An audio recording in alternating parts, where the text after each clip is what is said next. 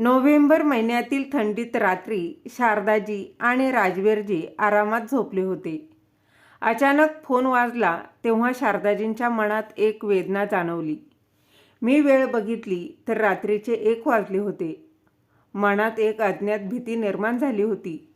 तरीही हिंमत एकवटून शारदाजींनी मोबाईल उचलला आणि समोरून त्यांनी जे ऐकलं जणू कोणीतरी काच वितळवून त्यांच्या कानात टाकलं होतं.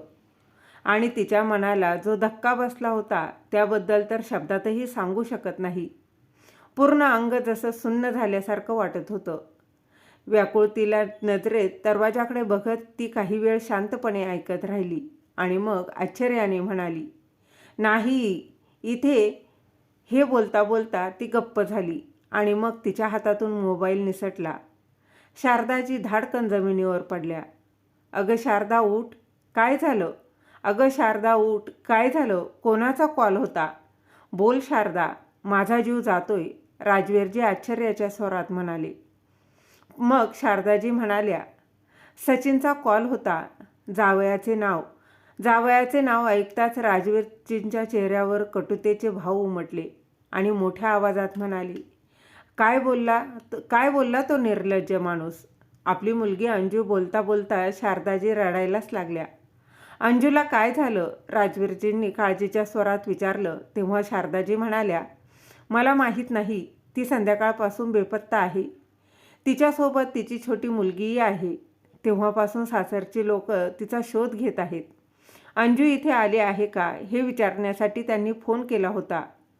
"काय, अंजू गायब आहे? पण ती इथे आली नाही तर कुठे गेली असेल?" हे सांगताना राजवीरजींची गळा भरून आला. ते खूप घाबरले. तर शारदाजी म्हणाली, "मला माहीत नाही ती कुठे असेल, कोणत्या स्थितीत असेल. किती वेळा सांगितलं की आपली मुलगी खूप अस्वस्थ आहे. ते लोक तिला प्रत्येक क्षणी त्रास देतात. आता आपण तिला तिथे राहू देऊ नये. इकडे घेऊन या. पण तुम्ही माझं ऐकलंच नाही." त्या लोकांच्या अत्याचाराने ती खूप दुःखी होती. ती असंच रडत नव्हती फोनवर. शारदाजी रडत रडत बोलत होत्या आणि तेवढ्यात अचानक तिच्या मनात विचार आला आणि ती घाबरून ओरडू लागली. त्याच्या घराजवळच एक विहीर आहे. त्या विहिरीत बुडून तर राजवीरजींनी जोरात म्हणाले, "बस कर शारदा, काहीही बोलू नको. असाही असू शकतं तिथून कंटाळून तिच्या मैत्रिणीच्या घरी गेली असेल. तिला तिच्या मैत्रिणीला भेटायचं असेल, पण सासरची लोक नकार देत असतील असा विचार करून ती त्यांना न सांगता बाहेर गेली असावी. कोणास ठाऊक उद्या परत येईल." असे बोलून राजवीरजी पत्नी शारदाबाईंना तर सांत्वन देत होतेच, पण त्यांच्या मनात त्यांच्या मुलीची काळजी होती. तेव्हा शारदाजी आपल्या नवऱ्याकडे रागावलेल्या नजरेने पाहतच म्हणाल्या, "ठीक आहे, उद्या परत येशील का? माझी मुलगी कुठे परत येईल? त्या सासरच्या घरात जिथे त्या लोकांनी तिचं जीणं मुश्किल केलं होतं, जे तिला मारायचा विचार देखील करत होते. किती तिच्या आईवडिलांकडे येईल, जे तिचे दुःख आणि मरताना प्रत्येक क्षणी पाहत होते पण तोंडात दही घेऊन बसले होते. त्रास, गुदमरल्यासारखे आणि अस्वस्थतेमुळे तिचे जगणं कठीण झालं असताना दुसरा कोणता मार्ग उरला होता तिच्याकडे? तिथे राहून जीवच गमवायचा आहे तर मग रोज रोज का मरायचं? एका झटक्यात जीव गेलेला बरा, या विचाराने आपल्या मुलीने हे पाऊल उचललं असावं." बोलता बोलता शारदाताईंची छाती भरून आली. पण मनाचं दुखणं काही कमी झालं नाही. शारदाजी आणि राजवीरजी यांच्या खोलीतून येणाऱ्या आवाजांनी त्यांची धाकटी मुलगी रियालाही जाग आली. एवढ्या रात्री असं काय झालं हे ऐकण्यासाठी रिया त्यांच्या खोलीत आली. पण आईवडिलांची अवस्था पाहून ती थक्क झाली. "काय झालं आई? काय प्रॉब्लेम आहे?" शारदाजींच्या हाताला हात देऊन रियानं विचारलं. तेव्हा शारदाजी म्हणाल्या, "रिया बेटा, आज तू अंजूशी बोलली होती का?" "नाही आई, माझं काहीच बोलणं झालं नाही." "पण काय झालं? रिया बेटा, आपली अंजू अजून भेटली नाही." "आपली अंजू गुडियाला घेऊन तिच्या सासरच्या घरून कुठे निघून गेली, अजूनपर्यंत आली नाही." "काय? ताई कुठे निघून गेली?" रिया आश्चर्यचकित होऊनच म्हणाली, "माहीत नाही बेटा, तिच्या मैत्रिणींना फोन करून बघ. माझ्या मुलीची काय अवस्था असेल कुणास ठाऊक. बोलता बोलता शारदाजींना दम लागला. डोळ्यातले अश्रू पुसत रिया लगेच उठली आणि आईला इन्व्हेलर दिलं. आधार देऊन त्यांना बेडवर झोपवलं. आई, काळजी घे तुझी. सगळं काही ठीक होईल. काही नाही होणार ताईला.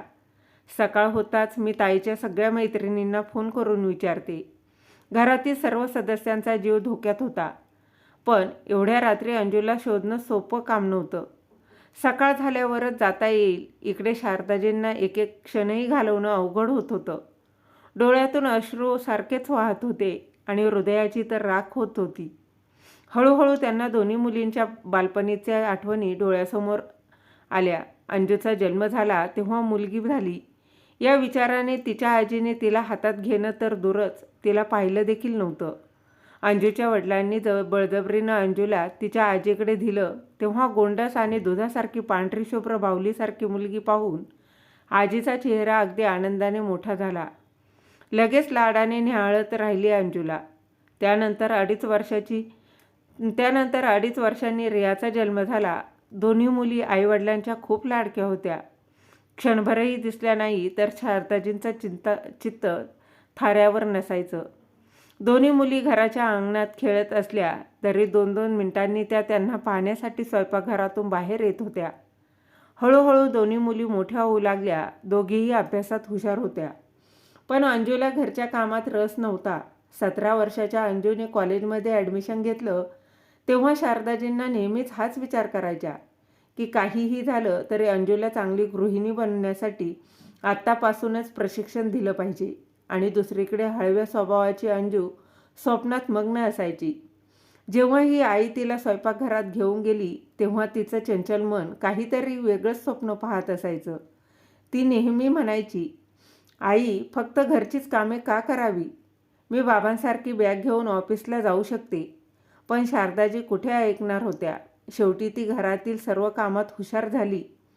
शारदाजींना आठवू लागले की अंजू कॉलेजला जायला लागली होती तेव्हा तिला तिच्या सुरक्षेची किती काळजी वाटत होती. एके दिवशी अंजूला कॉलेजमधून यायला थोडा उशीर झाला तेव्हा शारदाजी अस्वस्थ झाल्या. राजवीरजींनी तिला समजावत होते की तिला काही कामामुळे उशीर झाला असावा. पण आईचं मन कुठे ऐकणार होतं. कधी ती गच्चीवर तर कधी दारात उभी असायची. दूर गल्लीपर्यंत तिची नजर जाऊ लागली. डोक्यात विचार चालू झाले. जमाना वाईट आहे हो. माणसातली माणुसकी आता कुठे उरली आहे. आजकाल नातेवाईकांवर सुद्धा विश्वास ठेवता येत नाही. मग अनोळखी माणसांवर विश्वास का ठेवायचा? बस, मुलगी सुखरूप घरी परत येऊ दे. तिने देवाची प्रार्थना सुरू केली.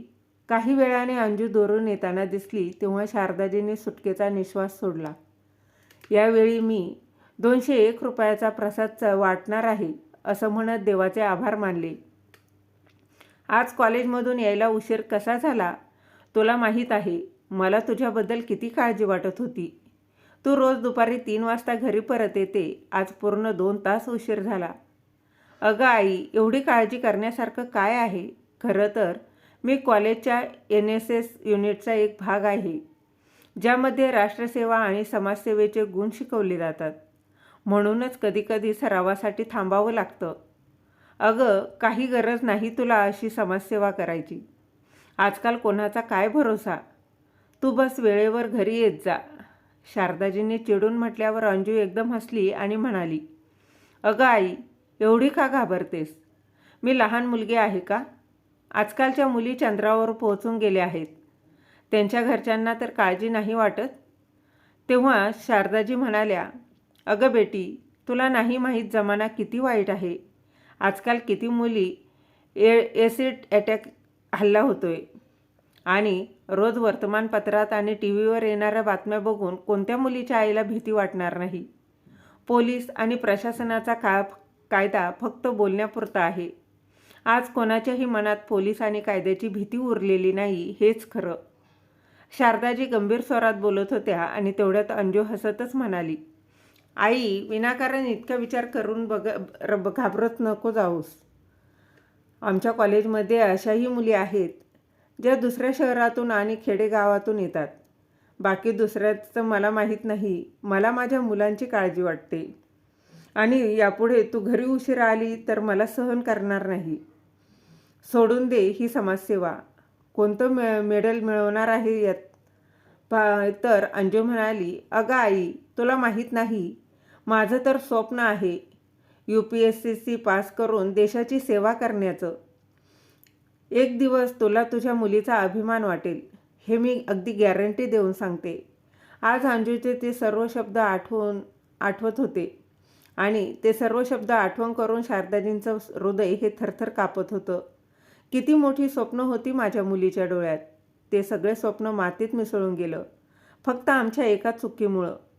म्हणजे कॉलेज पूर्ण झाल्यावर शारदाजी आणि रणवीरजींनी तिच्यासाठी नातं शोधणं सुरू केलं होतं. अंजूने तिच्या आईवडिलांना मनवायचा खूप प्रयत्न केला होता की तिला आता लग्न करायचं नाही. सिव्हिल सर्व्हिस परीक्षेची ती तयारी करत होती. काहीतरी बनायचं आहे, पण ते ऐकलं नाही. मुली, आम्हाला फक्त एवढं हवं आहे की तुझे हात लवकरात लवकर पिवळे करून आम्ही तुझी सुरक्षाबद्दल निश्चिंत होऊ शकतो. त्यामुळे लग्न करून संसार कर आणि कुटुंबांचा सांभाळ कर. त्यानंतर तुझी धाकटी बहीण रियाचा देखील विचार करायचा आहे, असं म्हणत राजवीरजींनी तिच्या नशिबाचा निर्णय घेऊन टाकला. मुलीसाठी नातं शोधायला तर त्यांनी सुरू केलं होतंच, पण त्यासोबत हुंडालोभी लोकांकडून मुलीवर होणाऱ्या अत्याचाराच्या घटना ऐकून ते खूप घाबरले होते. त्यामुळे आपली फसवणूक होणार नाही याची पुरेपूर काळजी देखील ते घेत होते. शेवटी एका मध्यस्थाने त्यांची सचिन आणि त्यांच्या कुटुंबाशी ओळख करून दिली आणि हेही सांगितलं की ते खानदानी श्रीमंत आहेत. त्यांना हुंड्याची काहीच मागणी नाही. त्यांनी सचिनच्या आईवडिलांना स्पष्ट शब्दात बोलले की ते हुंड्याच्या विरोधात आहेत. तर सचिनचे वडीलही म्हणाले, आमच्यासाठी तर मुलगीच हुंडा आहे. आमचाही हुंडा घेण्यावर विश्वास नाही आणि असंही काय कमी आहे आमच्या घरात. एक बाप आपल्या मुलीला त्याच्या मर्जीने जे देऊ शकतो ते देऊ शकता, पण आमची काही मागणी नाही हो. आमची एवढीच इच्छा आहे की लग्न 15 दिवसात व्हावं. सचिनच्या आईवडिलांचे विचार जाणून शारदाजी आणि राजवीरजींची समाधानी झाली आणि लग्न ठरवून दिलं. पण शगुनविधीच्या 1 दिवस आधी मध्यस्थांचा फोन आला. बघा राजवीरजी, तुम्ही सगळी व्यवस्था व्यवस्थित केली ना, पण त्या मुलाच्या घरच्यांना एवढंच पाहिजे की फक्त नातेवाईकांसमोर त्यांचा मान राखला पाहिजे. त्यामुळे शगुनच्या ताटात किमान 2 लाख रुपये रोख अवश्य ठेवा आणि मुलाचे आईवडील आणि बहिणीसाठी सोन्याचे दागिने असावेत. बाकी तुम्हाला जे काही द्यायचं आहे ते तुमची इच्छा. हे ऐकून राजवीरजी आश्चर्यचकित झाले, पण हाच विचार केला की त्यांनी एकच मागणी केली म्हणून त्यांनी ती मान्य केली. आनंदी वातावरणात सर्व तयारी चालू होती. पण लग्नाच्या 4 दिवस आधी शारदाजींना मुलाच्या आईचा फोन आला आणि त्या म्हणाल्या, बघा शारदाजी, आमची इच्छा आहे की नातेवाईकांना जे कपडे तुम्ही द्याल ते कपडे ब्रँडेड असावेत आणि साड्यांची किमतीही किमान 4 ते 5 हजार रुपये असायला पाहिजे. राजवीरजी आणि शारदाजी यांना वाईट वाटलं, पण तरीही त्यांनी कोणताही विरोध न करता त्यांचे म्हणणे मान्य केले. मग दुसऱ्या दिवशी मुलाचे वडील म्हणाले, अहो राजवीरजी, तुमच्या जावयाला कोणती गाडी देताय? तर राजवीरजी म्हणाले, पण भाऊसाहेब, गाडी द्यायची तर काही ठरलं नव्हतं. तर सचिनचे वडील म्हणाले, त्यात काय ठरवायचं? आजच्या काळात हे सर्व आवश्यक आहे. राजवीरजींच्या कपाळावर काळजीच्या रेषा उमटल्या होत्या आणि म्हणाले, हे सर्व आमच्या बजेटच्या बाहेर होईल. अरे नाही राजवीरजी, लग्न कार्यात थोडाफार खर्च होतच असतात. आम्ही तर तुम्हाला कळवलं आहे, बाकी तुमची इच्छा. एवढं बोलून त्यांनी फोन कट केला. हे जेव्हा शारदाजींनी ऐकलं तेव्हा त्यांना आश्चर्य वाटलं.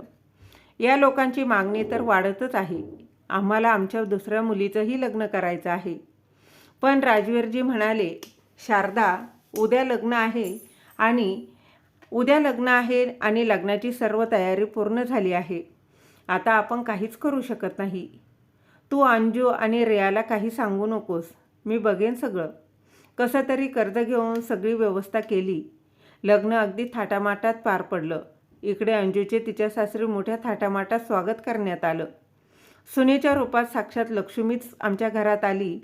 दुसरीकडे राजवीर आणि शारदाजी यांच्या मुलींसाठी निश्चिंत झाले होते की त्यांची मुलगी सधन कुटुंबातील आहे. लग्नानंतर राधिका पहिल्यांदाच त्यांना भेटायला आली तेव्हा तिच्या चेहऱ्यावरची चमक पाहून आई वडील आपले सगळी काळजी विसरले होते. पण अवघ्या 2-3 महिन्यातच त्यांना अंजूच्या वागण्यात बदल जाणवू लागला. ती अंजू फोनवर हसत आनंदात बोलत होती. तीच अंजू आता फक्त विचारपूस करून फोन ठेवायची. आईवडिलांनी काहीही विचारलं की ती छोटंसं उत्तर द्यायची आणि आईवडील आणि बहिणीची तब्येत विचारून पटकन फोन ठेवायची. रियाला काही ठीक वाटत नव्हतं. त्यामुळेच ती आपल्या बहिणीला वारंवार फोन करून तिची अवस्था जाणून घेत होती. पण प्रत्येक वेळी सासरचे कोणीतरी फोन उचलायचे आणि एकदा तर सचिनच्या बहिणीने रियाला मजाकमध्ये टोमणाही मारला की कमीत कमी नवविवाहित जोडीला प्रायव्हेट वेळ पण घालवू दे. त्यांना वारंवार फोन करून त्रास देणं ही काही चांगली गोष्ट नाही. रियाने जेव्हा ही गोष्ट तिच्या आईवडिलांना सांगितली तेव्हा राजवीरजी आणि शारदाजी म्हणाले, ठीक आहे, आपण तिला जास्त फोन नाही करायचा. कशी तरी त्यांनी आपल्या मुलीशिवाय जगण्याची सवय लावून घेतली होती. शेवटी एके दिवशी शारदाजींना फोन आला आणि एक गुदमरलेला आवाज त्यांच्या कानावर आला. आई, आपली खूप मोठी फसवणूक झाली. माझे सासरची लोक चांगले नाहीत ग. खूप लोभी आहेत. ते माणसांच्या वेशात राक्षस आहेत. अंजू बेटा, तू हे काय बोलतेस? शारदाजींचे मन थरथर कापू लागले. पण बेटा, तुझ्या लग्नात आम्ही कोणतीच कमी ठेवली नाही. तरीही तुझ्या सासरच्यांची तक्रार आहे का? तर अंजू रडत म्हणाली, माझे आयुष्य उद्ध्वस्त झालं आई. या लोकांनी आपल्याला त्यांच्या स्वतःच्या व्यवसायाबद्दल सांगितलं, परंतु प्रत्यक्षात तो व्यवसाय त्यांचा नाही आहे. तुमचा जावई बेरोजगार आहे. सत्य बाहेर येऊ नये म्हणून त्यांनी लवकर लग्न करण्यास सांगितलं होतं. खूप लोभी लोक आहेत हे. सुरुवातीला माझ्याशी खूप चांगले वागले. एके दिवशी माझ्या सासूबाई माझ्याकडे आल्या आणि म्हणाल्या की नवीन व्यवसाय सुरू करण्यासाठी काही पैशांची गरज आहे, पण पैशाची व्यवस्था करायला थोडा वेळ लागेल, म्हणूनच तू तुझ्या वडिलांकडून 5 लाख रुपये घेऊन ये. पण मी स्पष्टपणे नकार दिला आणि मी स्पष्टपणे त्यांना सांगितलं की माझ्या वडिलांनी आत्ताच माझं लग्न केलं.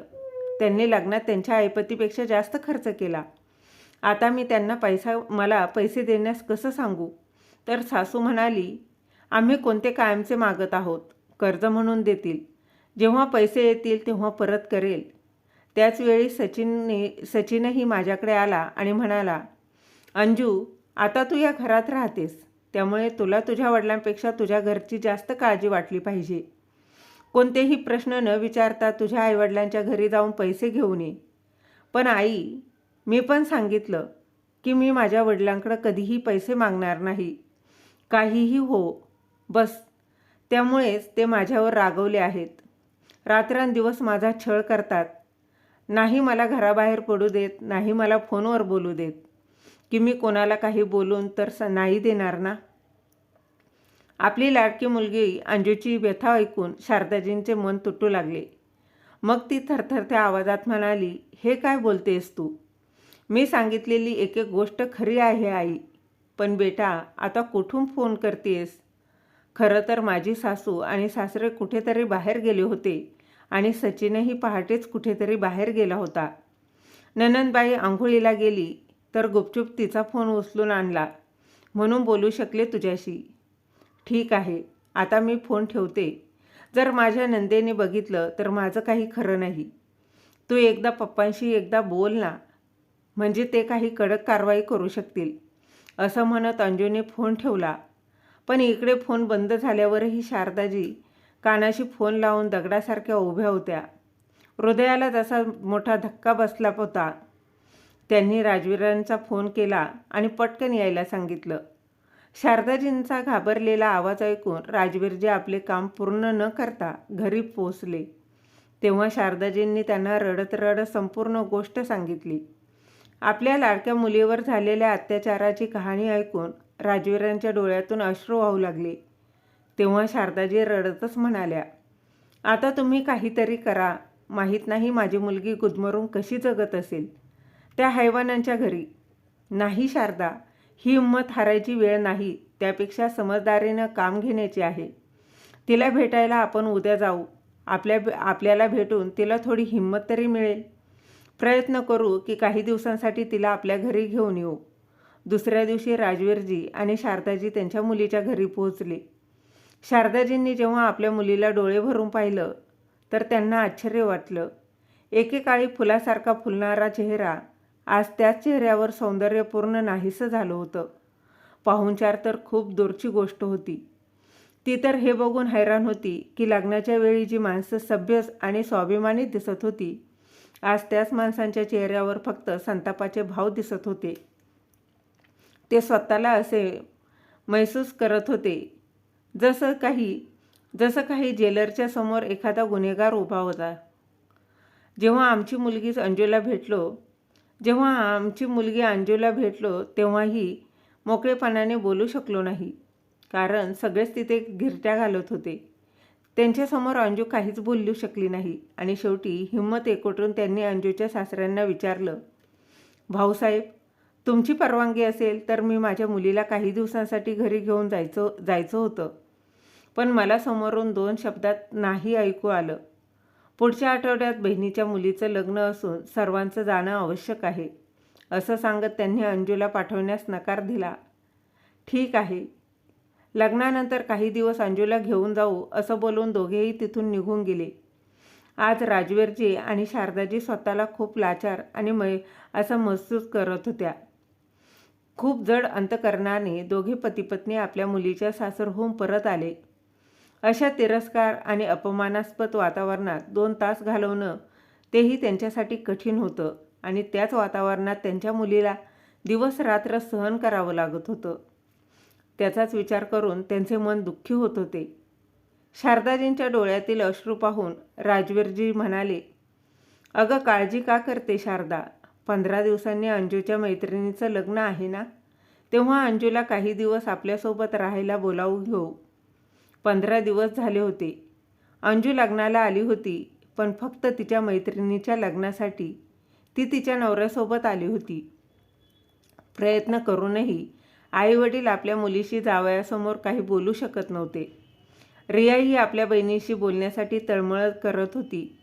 सचिन 5 मिनिटांसाठी वॉशरूममध्ये गेला तेव्हा शारदाजी आणि रिया यांना अंजूशी बोलण्याची संधी मिळाली. तिला साध्या साडीत पाहून मीरा रागानेच म्हणाली, ताई हे काय? तू तुझ्या मैत्रिणींच्या लग्नाला नीट तयार करून तरी आली नाहीस. दागिने नाहीत, चांगले कपडे देखील नाहीत. तर अंजूच्या डोळ्यात पाणी आलं आणि म्हणाली, काय घालू? माझे सर्व दागिने आणि कपडे त्यांनी त्यांच्या मुलीच्या लग्नासाठी ठेवले आहेत. मला तर पाहूसुद्धा दिलं नाही. हे ऐकून रिया आणि शारदाजींचा खूप मोठा धक्का बसला. नंतर ती म्हणाली, पण बेटी, आम्ही दिलेले सामानही तुझ्या घरात नव्हतं का? ते पण? तर अंजू म्हणाली, कुठे असेल आई? घरातील प्रत्येक वस्तू तुम्ही मला खूप प्रेमाने दिली होतीच. TV, fridge, AC, sofa, washing machine या लोकांनी सगळं विकून टाकलं. तेव्हा अंजूचा नवरा सचिन समोरून येताना दिसला. त्यामुळे दोघेही नॉर्मल असल्याचं नाटक करू लागल्या. अंजूला काही दिवसांसाठी इथेच राहायला शारदाजींनी अंजूच्या पतीला विचारलं, तेव्हाही त्यांनी नाहीच सांगितलं. यावेळी निमित्त असं होतं की दोघांना दुसऱ्या दिवशी मित्राच्या घरी जेवायला जायचं होतं. त्यामुळे अंजू नंतर येईल. मग राजवीरजींनी खिशातून एक नवीन मोबाईल काढला, जो त्यांनी अंजूसाठी विकत घेतला होता, आणि तो तिला देताना म्हणाले, तुला जेव्हा वाटेल तेव्हा तू बोलू शकते. चल अंजू, उशीर होतोय, सचिन म्हणाला आणि त्याच रात्री ते घरी परतले. पण अंजूने आता तिच्या सासरबद्दल जे काही सांगितलं ते ऐकून शारदाजींना चैन पडत नव्हतं. काश एक जादूची काठी असती माझ्याकडे, तर त्याने माझ्या मुलीच्या आयुष्यात येणारे दुःखाचे सर्व काटे मी माझ्या पदरात घेतले असते आणि तिच्या आयुष्यात आनंदाची फुले पसरवली असती, असं म्हणत शारदाजी रडायला लागल्या.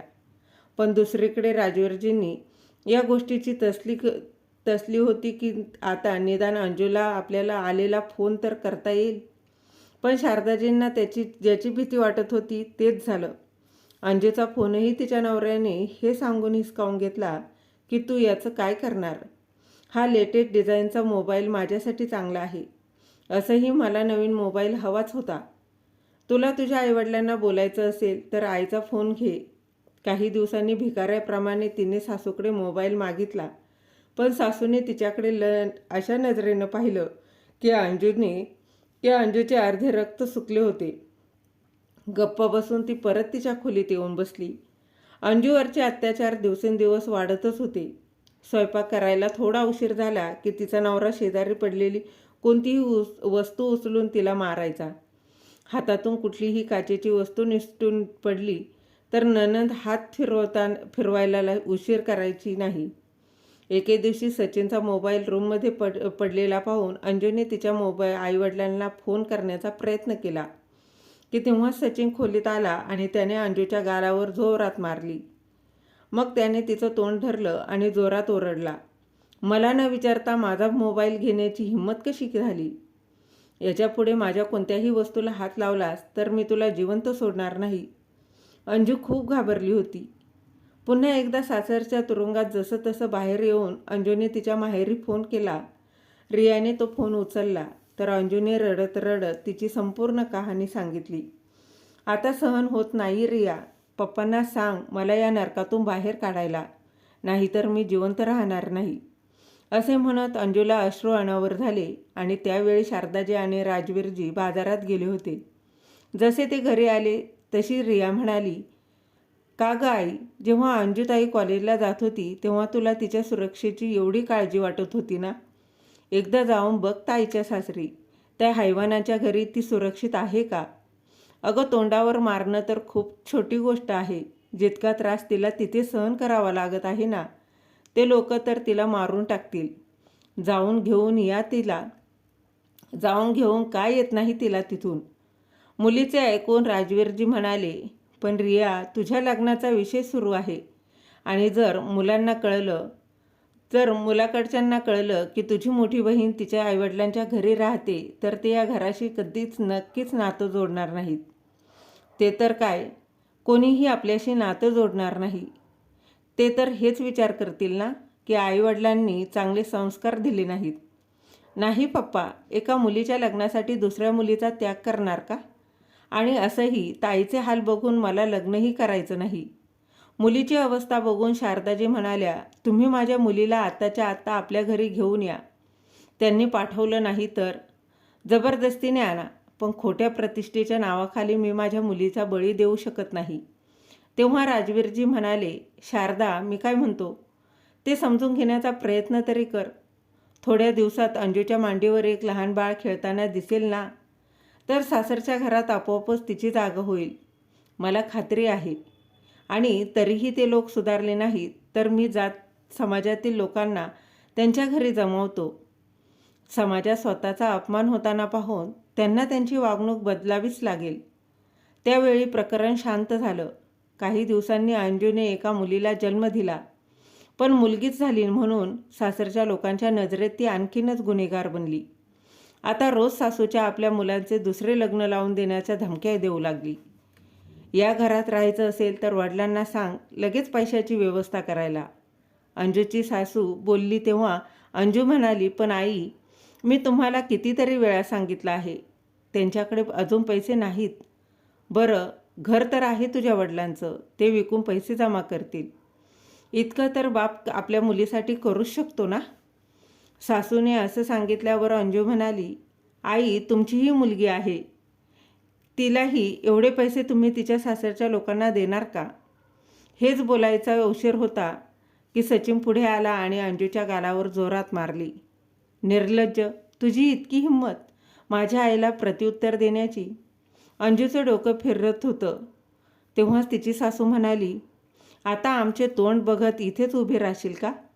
जा आणि चहा कर. थोड्या वेळाने अंजू चहाचा ट्रे घेऊन खोलीत येऊ लागली तेव्हा तिला तिच्या नवऱ्याचे आणि सासूचे काही बोलणं ऐकू आलं. थोड्या वेळ ती तिथेच उभी राहिली. आतमधून आवाज आला, यावेळी आपलं ऐकलं तर ठीक, नाहीतर आधी तिच्या मुलीच्या ठिकाणी लाव, मग तिच्यानंतर या महाराणीला. तुझ्या दुसऱ्या लग्नात आपण खूप हुंडा घेऊ. हे ऐकताच अंजूच्या पायाखालची जमीनच सरकली. तिला चक्कर आल्यासारखं झालं. मग कसं तरी स्वतःला सावरत ती आत आली आणि सगळ्यांना चहा देऊ लागली. दुसऱ्याच दिवशी जेव्हा अंजूची सासू तिच्या खोलीत झोपली होती आणि घरातली बाकीचे सदस्य गायब होते, तेव्हा अंजू गुपचूप घराबाहेर पडली आणि एका स्त्रीकडून मोबाईल मागितला आणि आईला फोन करून म्हणाली, मी ठरवलंय आई, आजच मी माझ्या मुलीसोबत तुमच्याकडे येते. बस इतकं जाणून घेण्यासाठी फोन केला होता की माझ्या या निर्णयाला माझे आईवडील माझ्यासोबत आहेत की नाही. पण बेटा, काय झालं स्पष्ट सांग. आई, माझ्याकडे जास्त वेळ नाही. बस एवढं समजून घे की आता इथे राहणं मला शक्य नाही. आत्तापर्यंत ही लोक माझ्यासोबत जे काही करत होते ते मी सहन करत होती. पण आता प्रकरण माझ्या मुलीवर आलं आहे आणि मी हे अजिबात सहन करणार नाही. मी फक्त हे विचारण्यासाठी फोन केला आहे की मी माझ्या घरी परत येऊ शकते का. तर शारदाजी म्हणाल्या, पण बेटी, आज तुझ्या धाकट्या बहिणीला मुलाकडचे बघायला येणार आहेत. बस थोड्या वेळाने पोहोचतीलच. ते गेल्यावर मी तुझ्या बाबांशी बोलते. बरं आई, निराश स्वरात अंजू बोलली आणि फोन ठेवून दिला. आणि मध्यरात्री अंजू तिच्या सासरच्या घरातून गायब झाल्याची बातमी आली. अंथरुणावर पडलेल्या शारदाजींना जाणवलं की सकाळ झाली आहे.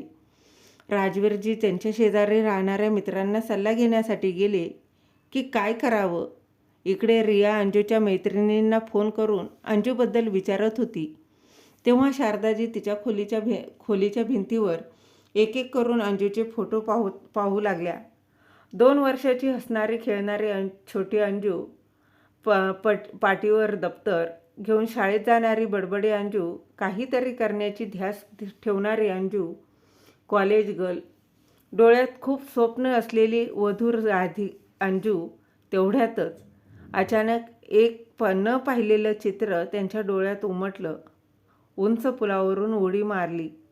नाही, असं नाही होऊ शकत. तू कुठे आहेस बेटा? आज मी किती असहाय्य झाले. शारदाजींचं मन किंचाळू लागलं आणि तेवढ्यातच फोन वाजला. हे ऐकून शारदाजींचा श्वास रोखला गेला. आज त्यांच्यात फोन उचलण्याची आणि आपल्या मुलीबद्दल कोणतीही वाईट बातमी ऐकण्याची हिंमतच नव्हती. मग क्षणाचाही विलंब न लावता रिया धावत आत आली आणि फोन उचलून हळव्या आवाजात म्हणाली, हॅलो. तेवढ्यातच दुसरीकडून कुणीतरी मेसेज दिला. फोन ऐकताना रियाच्या डोळ्यातून अश्रू वाहू लागले आणि फोन ठेवल्यावर ती कपाळाला हात लावून जोरात रडली. इतक्यात राजवीरजी पण घरी आले होते. तिची अवस्था पाहून शारदाजी आणि राजवीरजी यांना धक्काच बसला. कोणाचा कॉल होता? शारदाजींनी तिच्या गुदमरलेल्या घशातून मोठ्या कष्टाने विचारलं. पण रिया काहीच बोलू शकली नव्हती. बेटा, काहीतरी बोल. कोणाचा फोन होता? सर्व काही उघड असूनही राजवीरजी व्याकुळतापूर्वक बोलले. तेव्हा रिया आपल्या आईवडिलांना मिठी मारून जोरजोरात रडू लागली आणि म्हणाली, देवाने आपलं ऐकलं आहे पप्पा. ताई एकदम ठीक आहे. काय? खरं बोलतोयस ना बेटा? शारदाजींच्या कोमजलेल्या चेहऱ्यावर हसू उमटलं. हो आई, ताई काल संध्याकाळीच परीला घेऊन महिला आयोगात पोहोचली आहे. ताई तिथे पूर्णपणे सुरक्षित आहे आणि आयोगाच्या मदतीने तिने तिच्या सासरच्या लोकांविरुद्ध पोलीस तक्रारही दाखल केली आहे. हेच सांगण्यासाठी त्यांनी फोन केला होता, जेणेकरून आपल्याला तिची काळजी वाटू नये. हे ऐकून राजवीरजी पटकन उठले आणि घरातून बाहेर जाऊ लागले. तेव्हा शारदाजींनी विचारलं, कुठे जात आहात? आपली मुलगी अंजूला आपल्या घरी आणायला? देवाने आपल्याला आपली चूक सुधारण्याची संधी दिली आहे आणि मला ही संधी वाया घालवायची नाही. समाज काय म्हणतो मला काही फरक पडत नाही. असं बोलून राजवीरजी घरातून बाहेर निघून गेले आणि दुपारी आपल्या लाडक्या मुलीला आणि नातीला सोबत परत घरी घेऊन आले. आपली मुलगी अंजूची अवस्था पाहून शारदाजींनी तिला मिठी मारली आणि खूप रडल्या. तेवढ्यातच राजवीरजींचा फोन आला. अभिनंदन राजवीरजी, मुलाला तुमची मुलगी रिया आवडली आहे. तेव्हा राजवीरजी म्हणाले, पण मला आत्ता रियाचं लग्न नाही करायचं आहे. मी माझ्या मुलीला पुढे शिकवणार आहे, जेणेकरून ती स्वतःच्या पायावर उभी राहू शकेल. एवढं बोलून राजवीरजींनी फोन ठेवला. शारदाजी आणि त्यांच्या 2 मुली मोठ्या आश्चर्याने राजवीरांकडे पाहू लागल्या. कदाचित त्यांच्या कानावर विश्वास बसत नव्हता. तेव्हा राजवीरजी म्हणाले, आणि अंजू बेटा, तूही तुझ्या UPSCची परीक्षेची तयारी सुरू कर. मला माझ्या दोन्ही मुलींना या समाजात अभिमानाने वर मान करून चालताना पाहायचं आहे. राजवीरजींचे हे बोलणे ऐकून, हे शब्द ऐकताच दोन्ही मुलींनी आनंदाने त्यांना मिठी मारली. तब्बल 6 महिन्यानंतर अंजूचा सचिनपासून घटस्फोट घेतला. अंजू तिच्या परीक्षेच्या तयारीत व्यस्त होती. बघता बघता 4 वर्ष निघून गेली आणि आज घटस्फोटाला 4 वर्ष उलटून गेल्यावर तोच सचिन, एकेकाळी हुंड्यासाठी पत्नीचा छळ करणारा, आता बहिणीला न्याय मिळवून देण्यासाठी भटकत होता. अंजूला तिच्या सासरच्या लोकांनी जशी वागणूक दिली होती तशीच वागणूक तिच्या सासरचेही त्याच्या बहिणीला देत होते.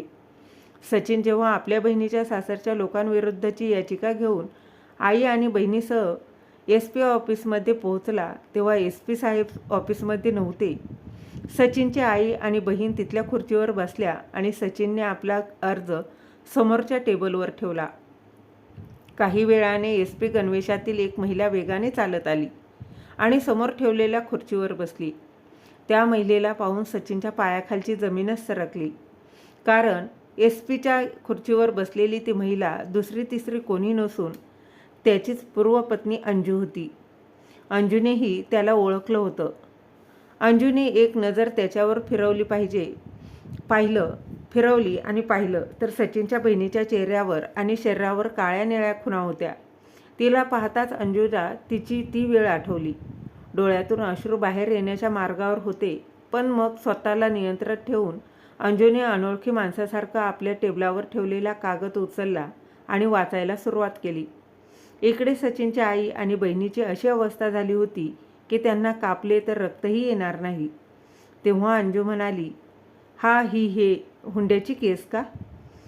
ही हुंड्याची केस आहे. मारहाण करतात तुझ्या बहिणीला आणि माहेरून पैसेही आणायला सांगितले जातात.